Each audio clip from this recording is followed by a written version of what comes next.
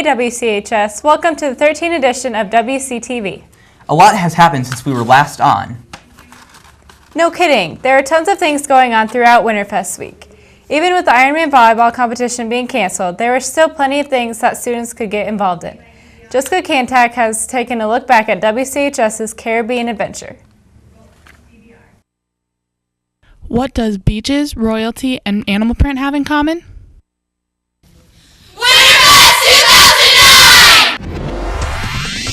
To kick off the Winterfest experience during normal lunch hours on Thursday, everyone took time to vote for who they thought should be crowned Winterfest 2009 King and Queen. Monday, everyone dressed in the pajama attire and headed to the auditorium to enjoy many performances, from an impressive ballad to a rock and alter bridge song. Lip Sync even made a very humorous appearance.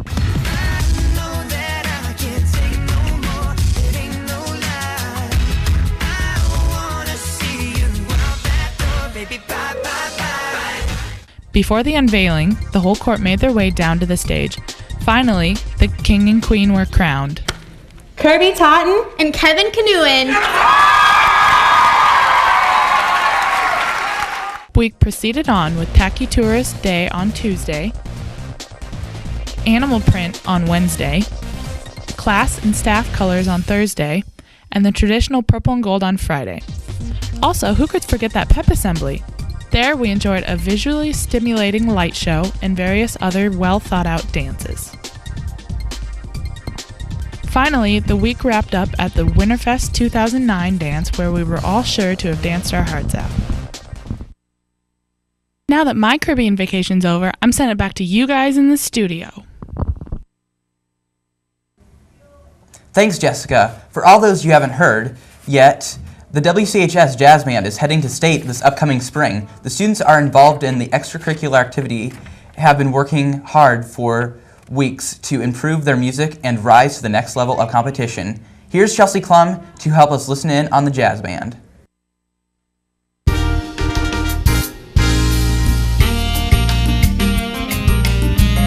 Oh, hi, I didn't see you there. Well, the music I'm listening to is jazz music. I love jazz music. You might have even heard some jazz artists like Louis Armstrong and Bessie Smith. We were actually on a journey to see how jazz band came to be. Why is it even called jazz band, and is it even jazz related? In case you didn't know, jazz is the first style to originate in the U.S.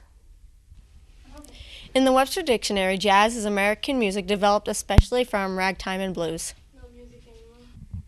Many people like jazz because that is what they grew up listening to. At the high school, we have a group of students who go to competitions with jazz songs they have worked really hard on. What is jazz band? Jazz band's an extracurricular group we have here at the music department that gives 20 to 25 kids the opportunity to play America's own music, jazz, and we practice and perform concerts and contests throughout the winter months. Even though it's an extracurricular activity, it is important because it gives band members an outlet to play jazz.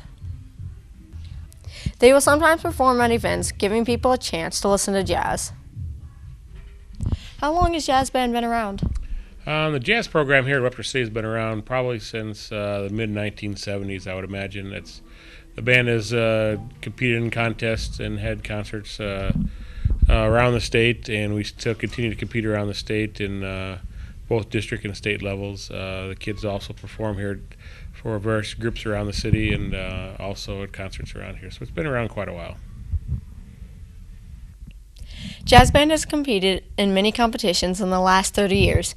To get there, it takes a lot of hard work and practice.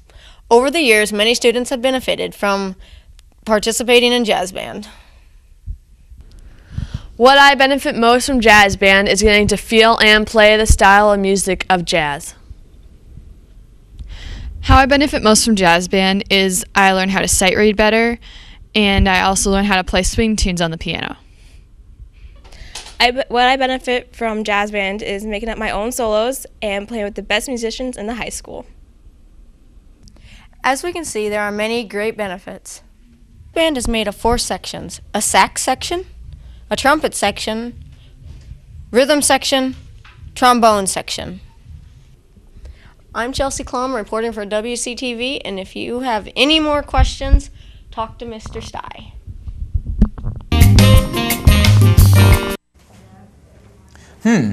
Maybe I should see if Mr. Stye has any good music suggestions. I'm always looking for something new to listen to. Well, Brady, right now I'm really into the soundtrack from the Twilight movie. There are tons of great bands on the CD that I'm sure you'd like. Well, I don't know. Twilight's not really my thing. Don't tell me you're one of those guys. What do you mean, one of those guys? One of those guys who refuses to read Twilight just because they think it's just for girls.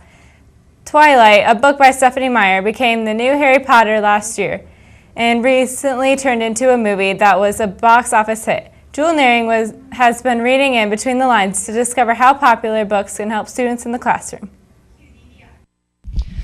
Avada Kedavra! Wingardium Leviosa! I guess the time of witchcraft and wizardry is over, but now everyone's so enchanted by this unique family of vampires. Readers have been captivated by both the Harry Potter and Twilight series, and the impact on teen reading has been profound.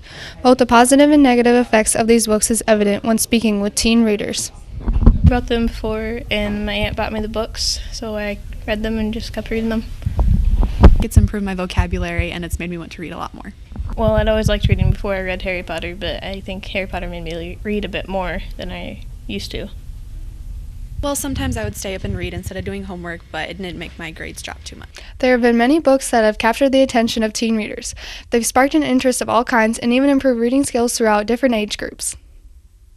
How do you think books like Twilight and Harry Potter that have been so popular influence how much teens like to read? I think that they've had a big influence on teens and their reading. Publishers are publishing a lot more for young adults nowadays, and you're seeing a lot more available for teens. Big hits like Twilight are definitely getting teens involved, and then the movie tie-in helps too. So we at the library are seeing lots and lots of interest in vampire books, of course, but also then the teens, after they read these materials, they'll go on to other books too. So I think they're a great jumping off point for teens. Now that you've heard what these readers have had to say, do you think you'll pick up one of these interesting mythical books? I'm Jewel Nearing reporting for WCTV, and I'm turning the page on this one. Maybe I should look into finding a new book. Though, I'm still not so sure Twilight will be my first choice. You're going to have to look into that later, Brady, because right now it's time to wrap up this episode of WCTV. Yeah, I guess you're right. We'll see you guys next time with a sports update, some info on the ACTs, and a look into who's been making the calls for all the school cancellations. See you next time.